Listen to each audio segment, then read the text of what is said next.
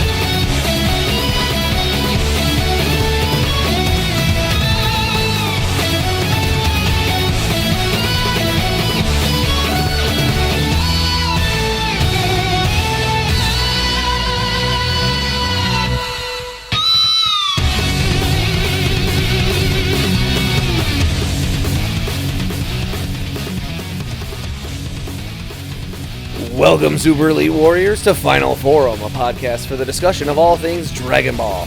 I am your host, Jelli, an elite recruiting member of the Frieza Force, on a mission to find the best warriors from across the galaxy to join the greatest army of all time, and I am joined, as always, by my new recruit co-host.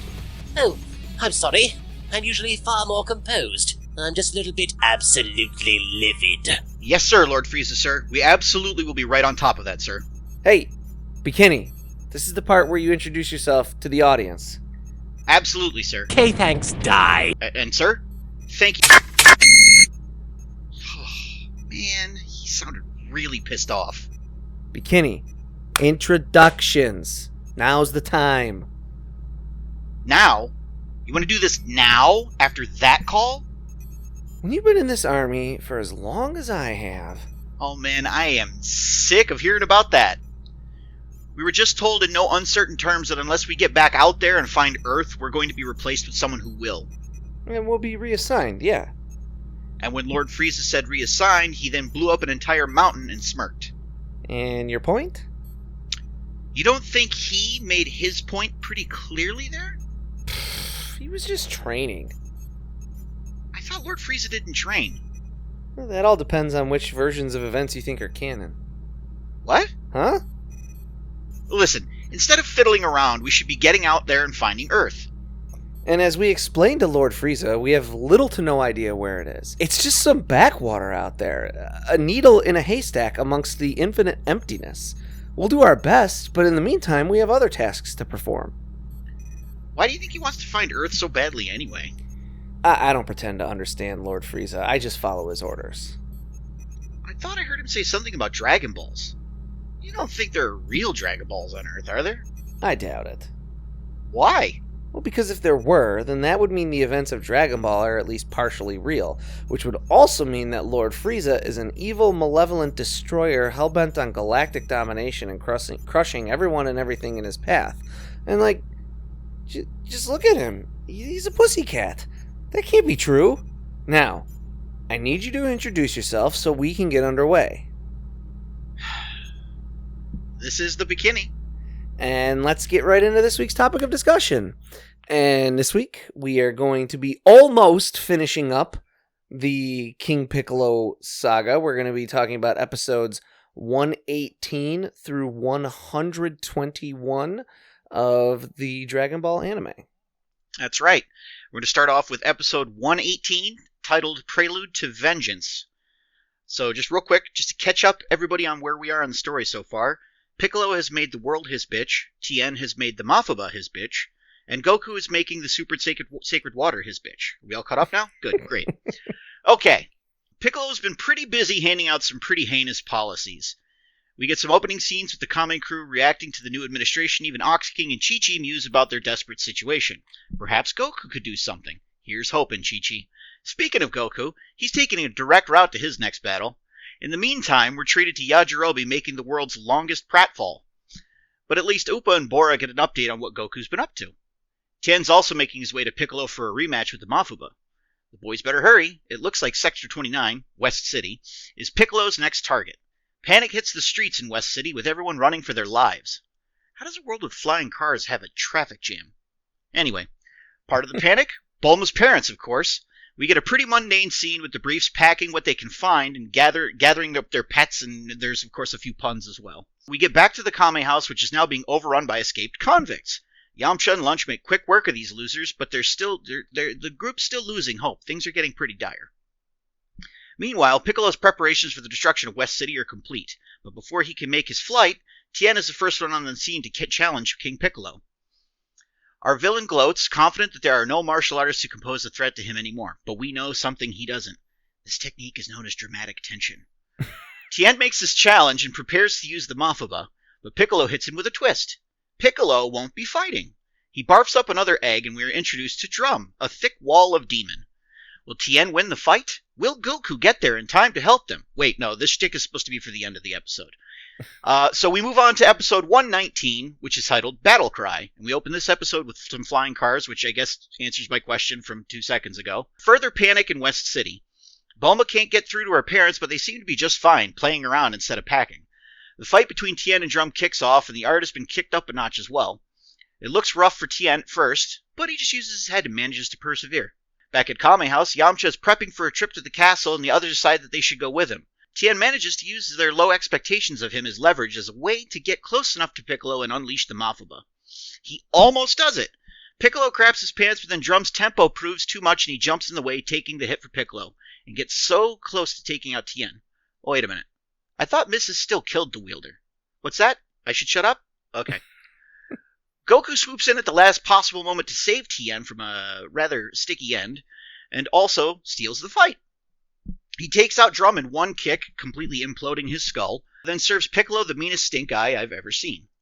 That brings us to episode 120, titled Goku Strikes Back. Drum has now been completely defeated, and Piccolo has to step up to put the little guy down, but he finds that it might be trickier than he anticipated. Goku puts him through a building. Piccolo retaliates with his finger lasers, but he can't seem to hit the target. Goku continues to disrespect the new king of the world by landing a clean hit on his chin, causing him to crash into his baby grand piano.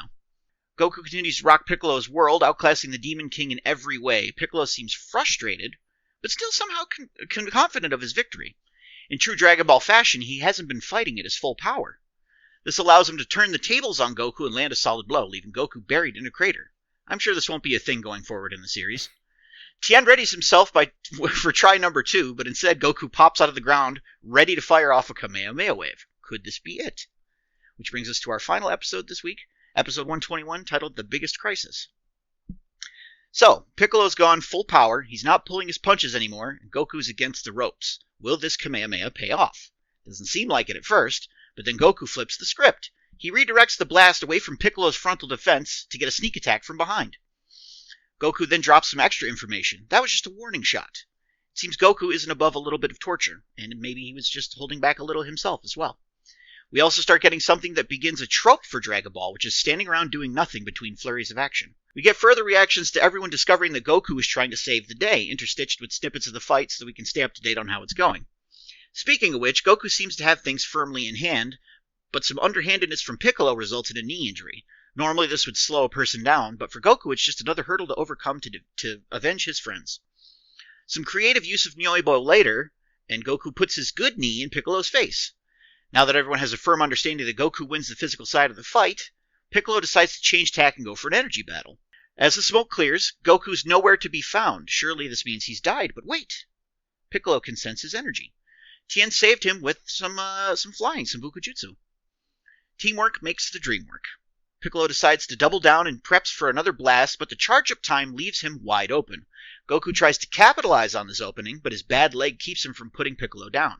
The blast goes off a second time, albeit weaker than the first, but I guess Piccolo forgot he can sense energy because he seems genuinely surprised that Goku's still alive. Pretty badly beaten, but not yet dead. Goku frees himself from the crater with the help of Quinto-un, and that is where we are left at the end of the episode. Great stuff. Yeah, I really like this whole section. Great stuff.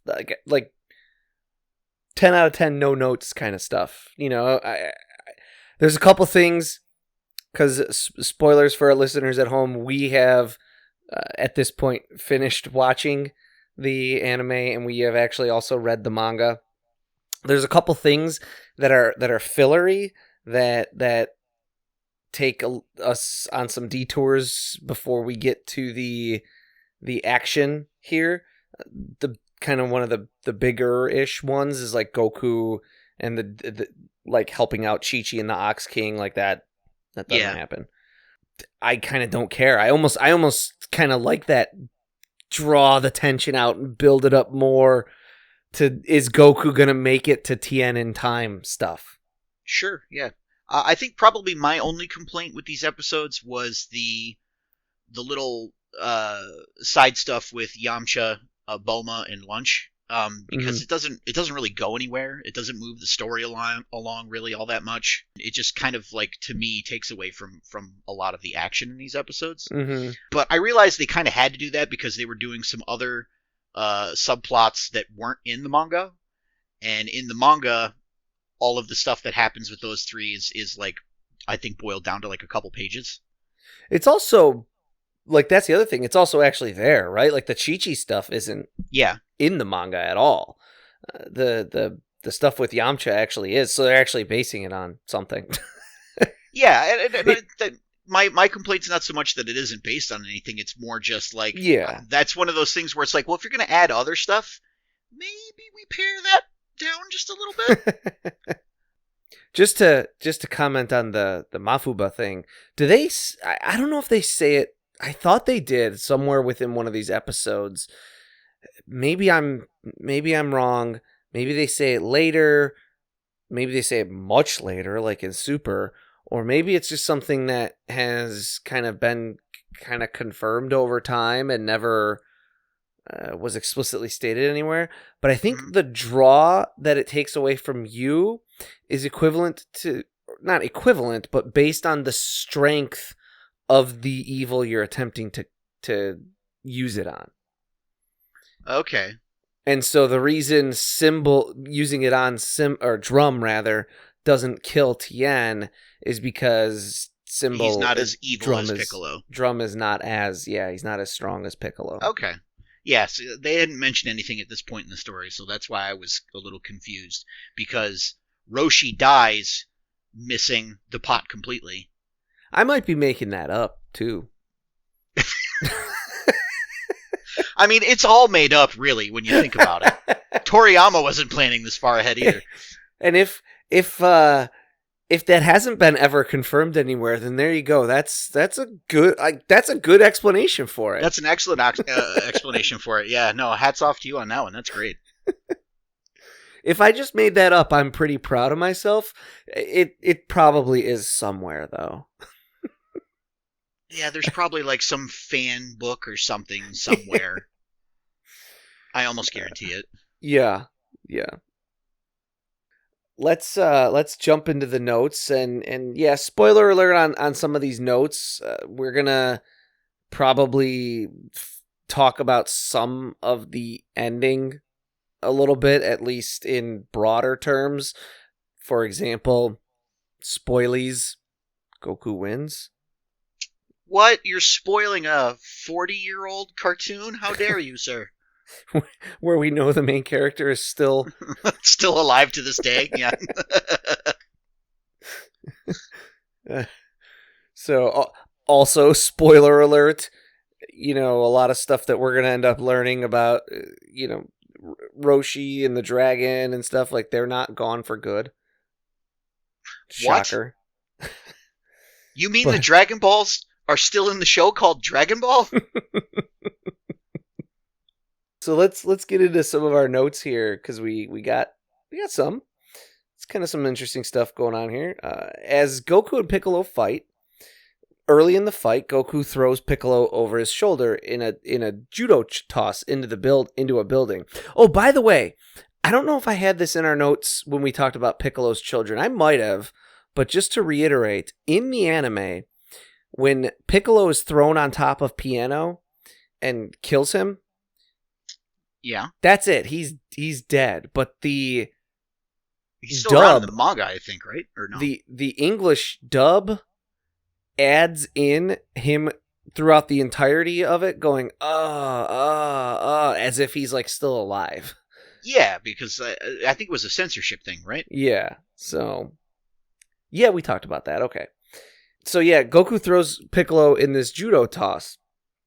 This is a pretty standard judo move, and for sure it would be in pretty much any movie that would feature judo. And we know Toriyama likes to watch kung fu and judo and karate movies while he's writing, so it wouldn't be surprising just to see this slip in kind of from anywhere. Like, I know this is a similar move to this appears in the Sanshiro Sugata movies from Akira Kurosawa, which we've mentioned once before on the podcast a while back as being like his earliest movies. They were heavily edited due to being made right at the start, actually, of World War II, and so they were censored by the Japanese government for any part that was considered to be even slightly favorable to like the West. Oh, good lord. Okay. Was like edited out.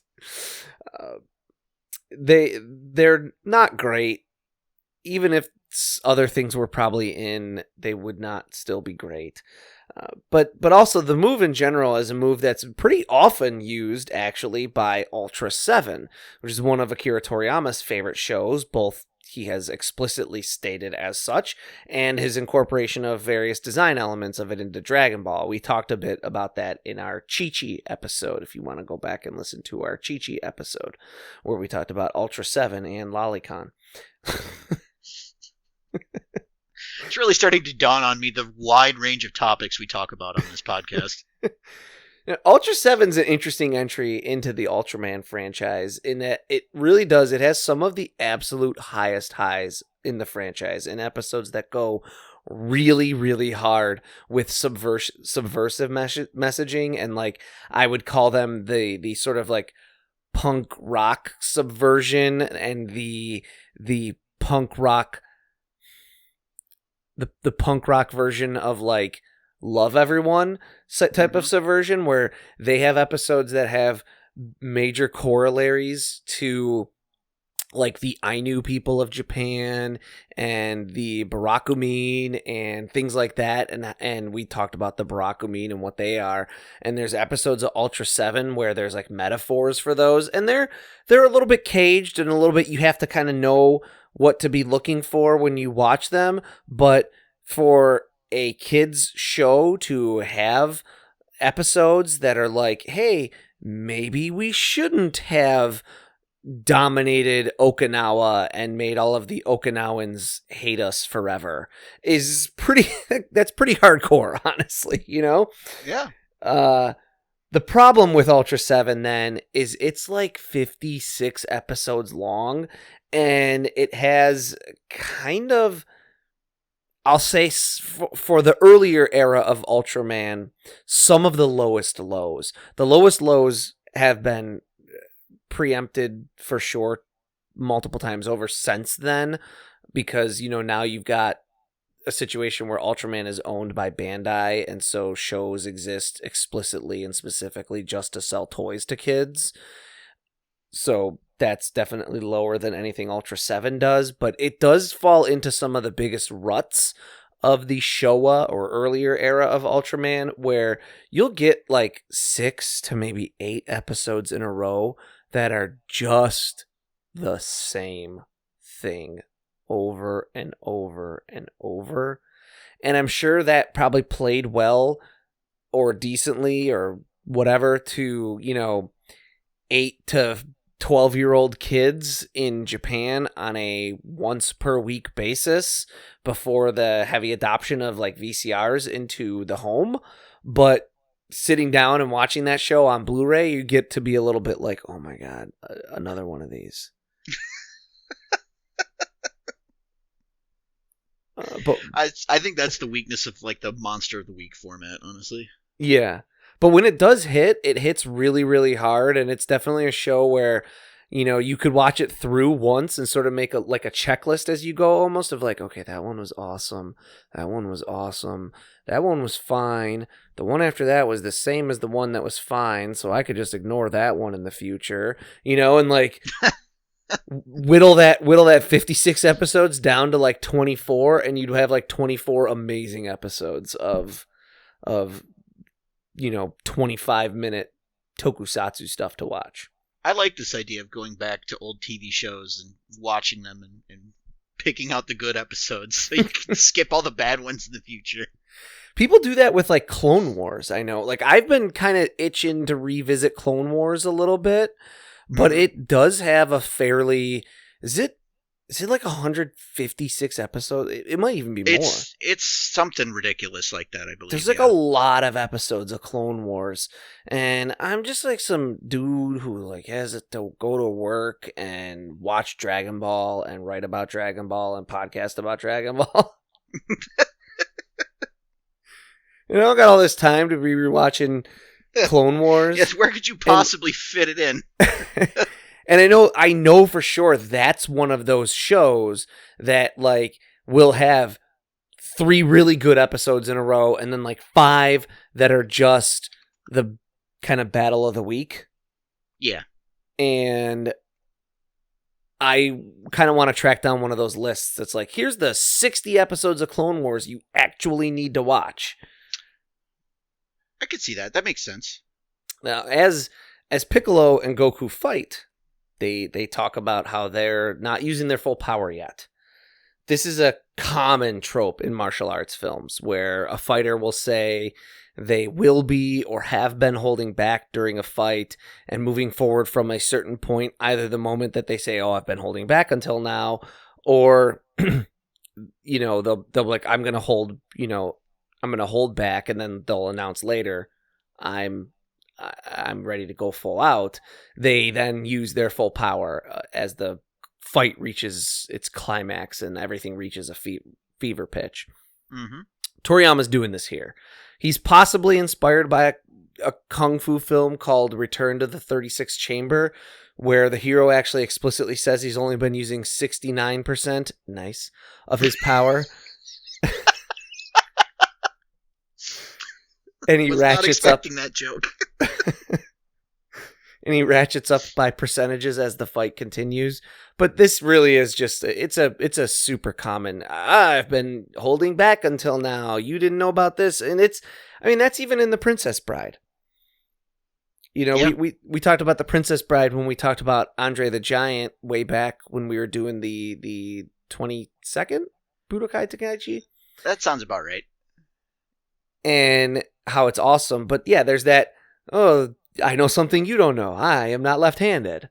That's my favorite way of doing this trope, the way that they did it in that movie. Because to me, it comes across so hokey when like one of the fighters is like, all right, I'm going to try and be serious now. It's like, no, come on, let's do this little back and forth thing where both fighters are kind of like nipping at each other's heels until you hit the climax. I just feel like it flows so much better that way. It's funny because they do that. I feel like they do that in this, right? Where Piccolo's like, I'm gonna go full out, and Goku's like, finally, I've been waiting for it because I haven't been either. Yeah, I guess that is sort of the same, isn't it? So it's a good tete-a-tete, I think, is as they say. Which is probably why I like this fight so much. Now, I don't remember seeing this brought up again in the anime. It is in the manga, but recall here that Goku has been prophesied to be a child who will one day save the world by fortune teller Baba or Uranai Baba. Now, whether she meant this time or the next time or the time after that or the following time or the most recent time, I think that covers all the times. The nature of the statement itself, it doesn't matter how many times he saves the planet. That statement's true. The point remains that at this point, Goku is fulfilling a prophecy. He's paying something. Toriyama's paying something off. That's right. So as Goku and Piccolo are fighting, Goku taunts Piccolo, and specifically in the Japanese version, uses a taunt used by children throughout Japan, similar to like, nya, nya, nya, nya, nya, nya, you know the one. The fate of the world hangs in the balance, and we're being reminded that he's still a child. Japanese voice actor for Piccolo, Aono Takashi, says he loves this fight and got very into his performance. Longtime fans of the show have no doubt heard stories of how voice actors like Sean Schemmel and Chris Sabat have actually passed out or become lightheaded due to all the screaming that they do while they're recording the show. But here we have a Japanese voice actor who's basically saying the same thing. Takashi says that he after his performance he was sweating profusely and he was on the brink of vomiting, which is pretty extreme. Buddhist and Taoist traditions state that when a practitioner has cultivated themselves to a new level of achievement and enlightenment, a demon will appear to challenge them via threat or seduction in order to see if they're truly worthy of their higher station. This is why there's always some new threat whenever Goku or any other member of the crew achieve a new level of power. It's a tradition that goes way, way, way back to the very origins of the culture itself. Yeah, like Buddha, like the Buddha, as in Sakyamuni or Sakyamani or something like that, aka Siddhartha Gautama. He is tested by King Mara, aka Tenma, before he achieves full Buddhahood. Mara attempts to tempt Sakyamuni with beautiful women, frightful warriors, fears of regret of like the life he's going to leave behind, but Sakyamuni remains steadfast because he has finally left his attachments behind. He's able to see the full path to escaping the cycle of reincarnation and ultimately actually learns to teach it to others as well. He becomes the Buddha. This is very similar to a Christian tradition as well, which states that in his adulthood and shortly before his death, the devil appears to Jesus as he is praying and fasting. And this is actually where the origins of the Christian time period of Lent comes from. And that's more Catholic, I think. Lent. It's definitely Catholic. That's for sure. Yes, I know that.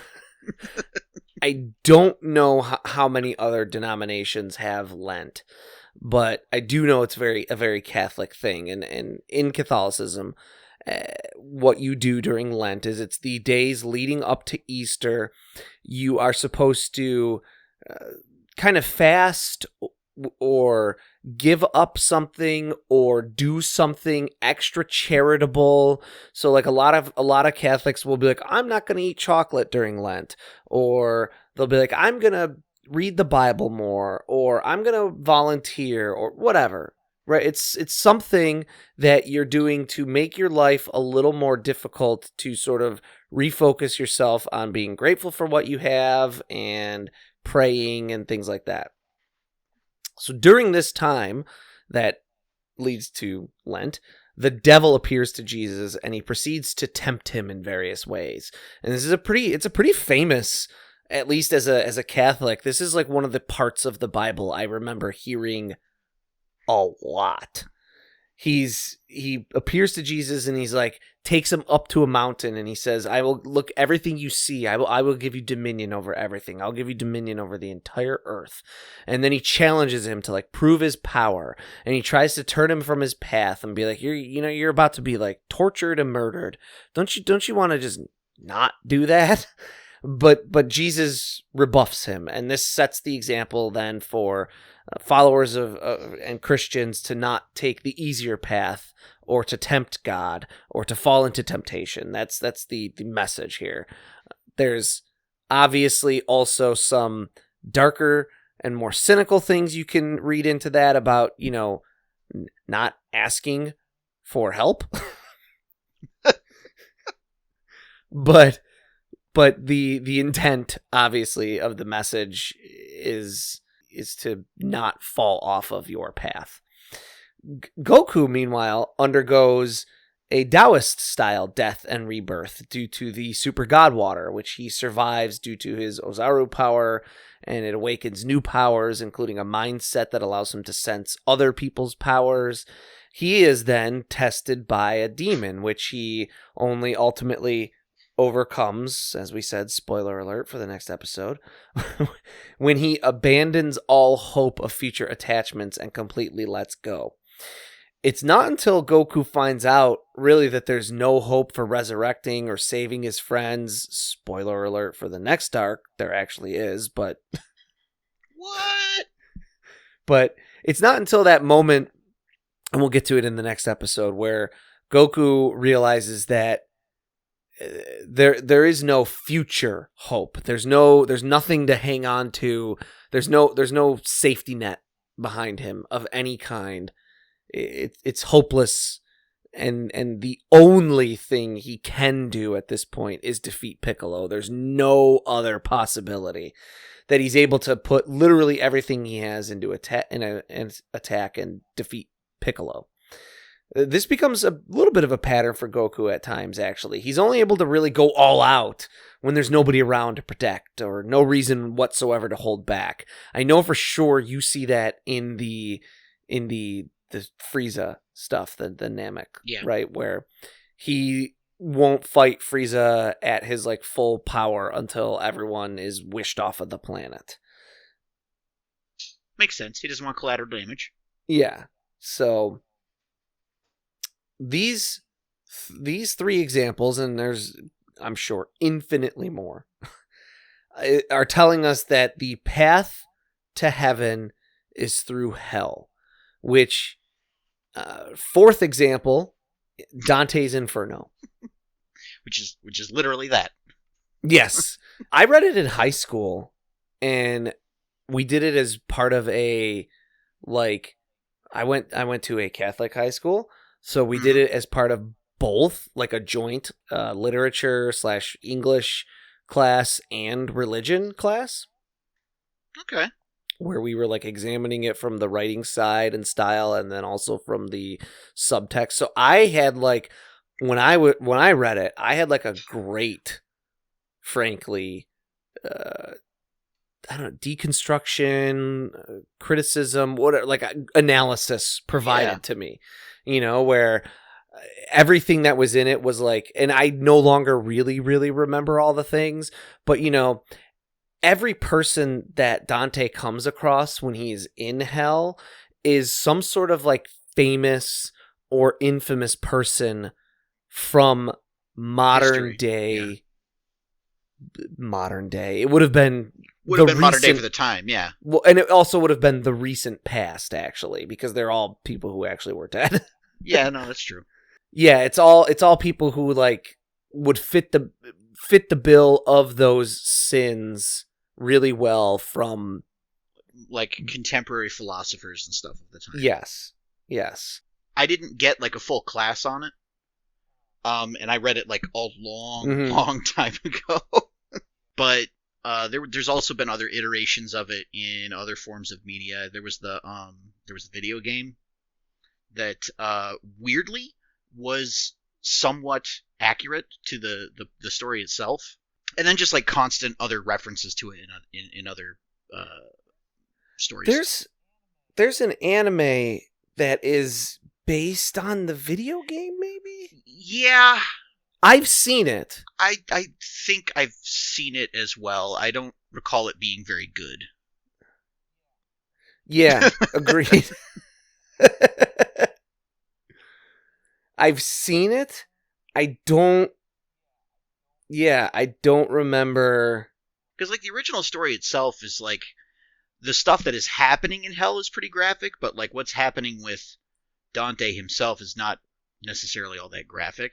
And then with the game, which this anime was based on, they went full tilt into like self-torture, guilt, and like all kinds of like messed up things in Dante's backstory that are not part of the original story.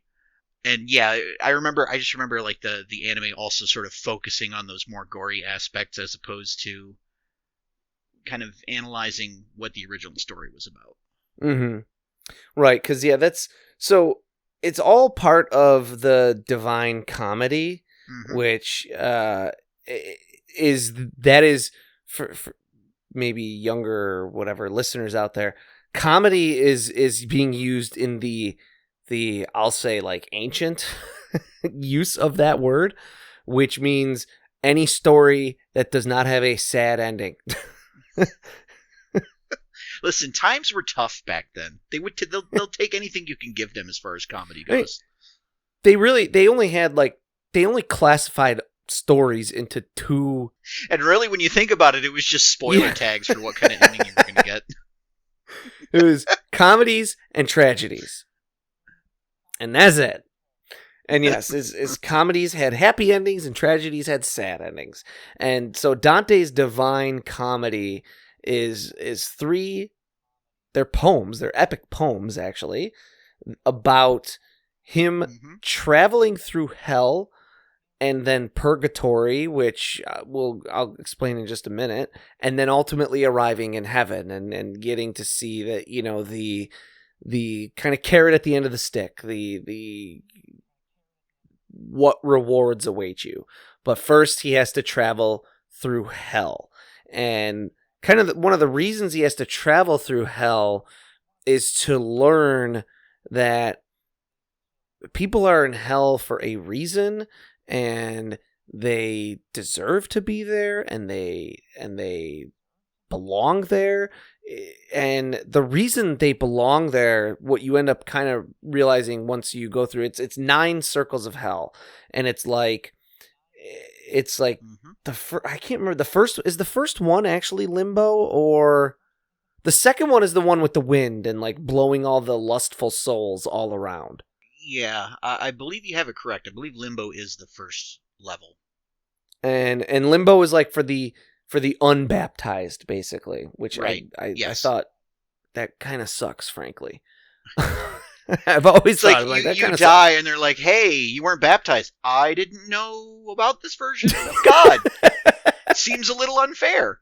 But then, like, especially when you get to like the second, which is like lustful souls are being whipped around by like a storm at all times.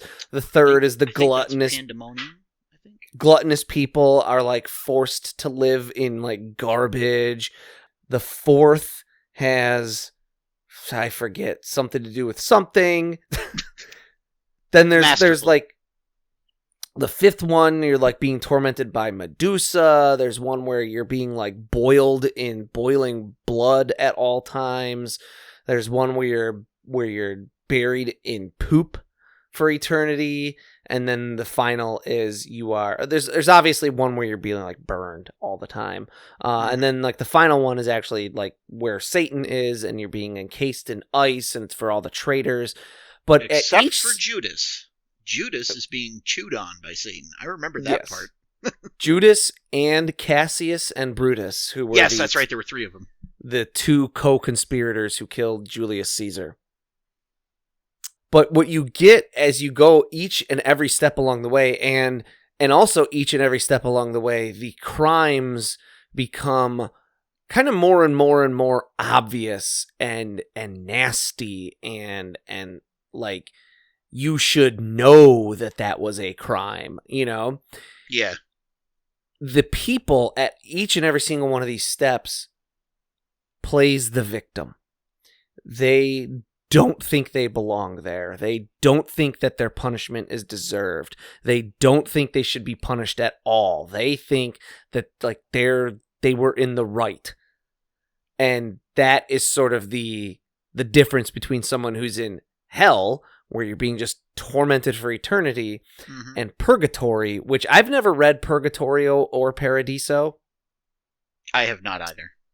But purgatory is like you have all the same flaws as the people who are in hell, but you recognize that they were flaws, and you understand that you deserve to be punished for them. And so you are only there temporarily as you're being punished to purify yourself. It's basically like going to jail before you go to heaven. Making restitution, if you will. Yes. And then paradise is heaven, and there's all kinds of stuff there. I've never read that one either. I've heard a criticism of that one from like I think like a creative writer or something I was talking to one time in college. So this is now 20 years ago. And this person was like, yeah, it's just, he was like, just from a storytelling standpoint, it's not interesting because constantly throughout it, he just goes, oh, it's so beautiful, I couldn't describe it to you. Oh, it's so beautiful, I couldn't describe it to you. Whereas one of the things that makes Inferno such a great read is the like explicit detail that he goes into into these tortures. It almost sounds like college is an appropriate place for this conversation, because it sounds like a lot of papers that I had to turn in at the last minute. But so yes, I mean, this is a pretty common, I don't know about trope, but like, yeah, having to fight through heaven or fight through hell to get to heaven. Yeah, there's I almost hesitate to bring this band up because the lead singer, not the lead singer, but the founder turned out to be one of the January 6th insurrectionists. Oh, fun. But the band Iced Earth has a song called Inferno, and it's like a 15-minute song that like you could like play to a 10th grade English classroom, and like if they learned the song, they'd have like a decent enough memory of what happened in Inferno, like Crib Notes. It's like Cliff Notes, but cooler. Yeah. So that's what's happening here. That's the cultural backdrop that we're on. On to something else entirely different. So Saru, which is Japanese for monkey, is a homonym of seru, which is the word for expel, and as such, monkeys repel or expel demons from shrines in Japanese tradition. You'll see monkey statues in shrines as protectors, hence the monkey child expels the Demon King from Earth and saves the world. Also, this all takes place on May 9th. This is explicitly like called out in the anime and in the manga. That's 5/9, as Japanese follows the same month-day format as Americans. For those in Europe, this would be 9/5. Back in Japan, though, the word for 5 is pronounced as go, and 9 is Q, which is sometimes lazily, or by children, pronounced ku. Thus, May 9th is Gokyu, or Goku. Toriyama does all of this on purpose for the joke. A day that the villain proclaims as Piccolo Day is actually Goku Day, and Goku gets the win. In the ensuing years, fans talk about Piccolo Day, but then ultimately wind up picking up on the pun, and ultimately the Japanese government decides in 2015 to label May 9th Goku Day. So now fans jokingly argue about it being a day where you choose your side, Goku or Piccolo, good or evil, Jedi or Sith. No, wait, that's the wrong franchise. Also, human minds in Buddhism are often referred to as monkey minds because we flit from one idea to another like an easily distracted monkey. And in order to conquer our demons, we must gain control of our monkey minds to calm them first.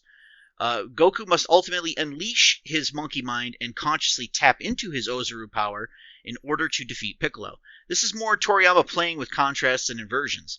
Buddhists gain calm control over their monkey and fury and peacefully defeat their demons. Goku is unleashing his inner furious monkey and smashing a demon to smithereens. Yeah, I like that Goku Day stuff. That's really fun. Yeah, that's like, especially because he does do it on purpose, and he has talked about having done that on purpose. That is legitimately one of the most clever things in Dragon Ball, like that Goku, or that he like specifically comes out and he's like, today is May 9th, and everyone, he's basically like in Japan, if you were reading this, he'd be saying, today is Goku, henceforth known as Piccolo Day. And then it's like it's supposed to be Piccolo Day, and Goku ultimately gets the win. Great stuff. I love that. I kind of want like a deleted scene from the Driver's Ed episode now, where it shows Goku's driver's license, and instead of Son Goku, it's Son Piccolo Day. That would be a fun, that'd be a cool, good little Easter egg, right? Like, it'd be a funny thing if at some point a character was like, and the next member of our tournament is, hey, who's the jerk that wrote "It's Piccolo Day" on the tournament roster? That would have been a good joke. That would have been excellent, especially considering what's coming up shortly in the series. But I'm sure there's probably some, because this is all sounds, so there's probably some written, kanji, katakana reason why you can't do that. Yeah, probably. And then this is another bridge moment for this series, as it's the battle between light and dark, which we've seen before. We saw that was the theme of the previous tournament. Sure. But here, Toriyama is establishing a new formula for that battle, with the villain being irredeemable, regardless of future retcons in this realm regarding the Piccolo character. This character is irredeemable in the moment, and as we move forward, every villain that Goku fights at that time he's fighting them is not willing to be redeemed. Mm-hmm. That's the new formula now. And Goku constantly has to attain a new level by fighting these evil opponents. Toriyama says working through this arc gave him clarity on the future of the franchise, which we're sure was probably muddled in pretty short order, because I thought the end of the Dragon Ball portion was where he kind of wanted to call it quits, and that's not. If you think about how many chapters that is from now, that's only like another, I think, 2 years. I really love how there's this sort of meta-narrative where Dragon Ball has gotten insanely popular, and Toriyama's almost like, I really don't want to do this. But yeah, this is, he said, yeah, working on this gave me an idea for like how to keep going. So one of the few times, I guess, right, where he's actually showing motivation. Yeah. And then finally, Goku, we will ultimately find out, is going to get no credit for this heroic act when we find out, when the world finds out that Piccolo has been defeated. All they are told is that it was the forces of good. There was no camera nearby, so no one sees Goku do it. There's actually a little bit of an Ultraman parallel here, too. Whenever Ultraman gets the credit for defeating monsters. But whenever he does, as soon as he's defeated the bad guy of the day, he goes shwatch, and he flies off into the sky, and then like 10 seconds later, the character who has turned into Ultraman shows up next to his friends, and he's like, boy, what happened after I got hit on the head by that tree branch? Ah, yes. The convenient excuse. And so he gets no credit for it. And almost more importantly, he doesn't care about getting credit for it. And that's like the parallel with Goku, is Goku doesn't care about getting credit for beating Piccolo. He just wants to go back to Master Korin and get a sensu bean and heal up and talk to this master, because Master Roshi is gone, and he wants to just get some counseling on like what am I supposed to do now? What am I supposed to do next? Because that's what Goku is, and that's like what, like I said, like we've said, Toriyama loved Ultraman. That's kind of what Ultraman is it's always, all right, the monster's gone. Now what? Yeah. come back next week, but like, yeah, I just want to chill for the 30 remaining seconds of this episode. and then we'll do it all again, kind of. And that's Goku is kind of lives that same way. It's all right, everything's good. I don't care about the accolades. I don't care about the acknowledgments. Yeah, moving on to the next big thing, the next challenge, the next hurdle. Yeah. And so that's where we are. Is we've again, the shift is slight, but we've kind of shifted again, and that's, you get these little shifts that happen constantly, to where if you look at where Dragon Ball is now, mm-hmm. with Dragon Ball Super versus where it started, it's like two different shows. I mean, I would say even between like where we are now and Dragon Ball Z. It's like two different shows. Right. But it's just little shifts constantly. As he perfects his formula, as it were. And as he like, it's just constantly adding layers on. And that's why when we decided to do this, one of the things we talked about way back when we first started doing this is like, we're going to do a bunch of episodes and talk about the manga and then talk about the people behind it, because that's sort of how we got into it. Mm-hmm. But what we didn't do is start with Z, because you can't build the layers of what makes Z without understanding the foundation behind it. Sure. I mean, when you think about like even just that first arc of fighting Raditz in Z, like the fact that Goku and Piccolo Jr. are working together that's a huge thing for this story. And right. You wouldn't even really get that unless you have this background information to go off of. Right.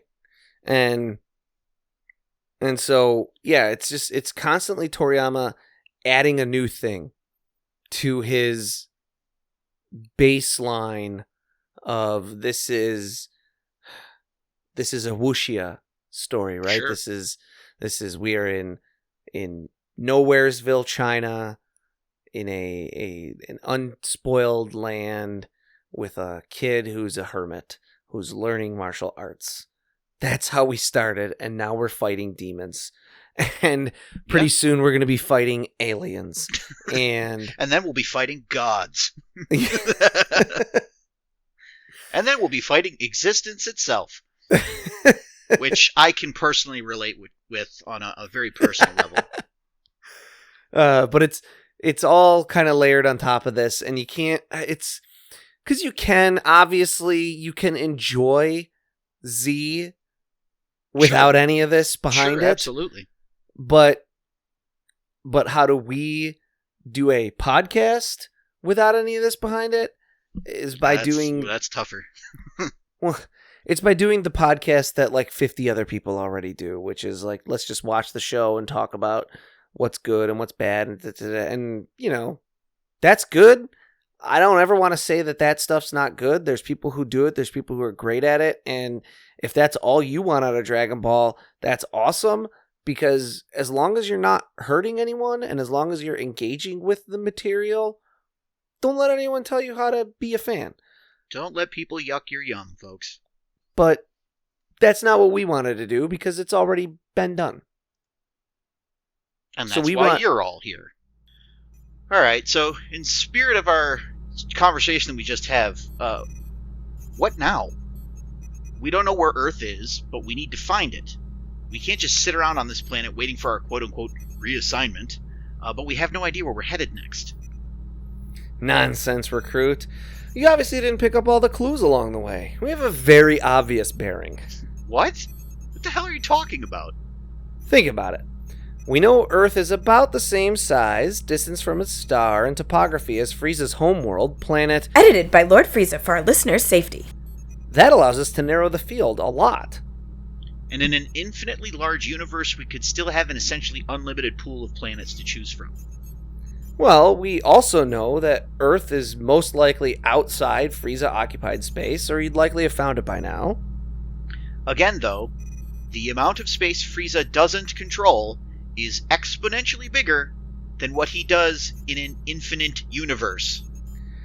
True, but furthermore, we know Earth is likely contained inside a spiral galaxy of roughly medium size. Again, there are roughly an infinite number of those.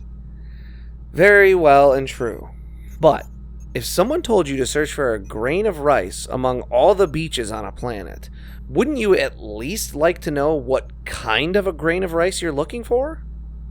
I guess? And if you could make a couple assumptions and have an idea of which beach to search on, wouldn't that be even better? Go on. Well, if we go to the end of Frieza space here, in the Delta Zone and scan for planets from there, there are 5 medium-sized spiral galaxies outside that space we could search for candidates. We might come down to a list of 20 or so planets. I guess if that's the best we can do. Absolutely it is. We'll take our leave of you here, listeners. How many planets will become candidates for search when we reach the edge of the Delta Zone? Find out next time and help us achieve our final forum.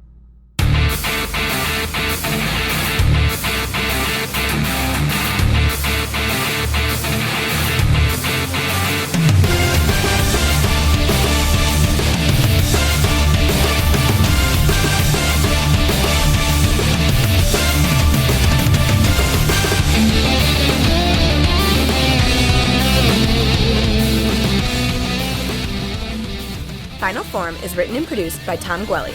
It is performed by Dan Kinney and Tom Gwelly. Our webmaster is Dan Kinney. Our theme music is provided by YouTube content creator GVG Kid. Want to learn more about the Dragon Ball universe, including concept art, behind-the-scenes interviews, and recommendations from Jelli and Bekinney? Connect with us on social media.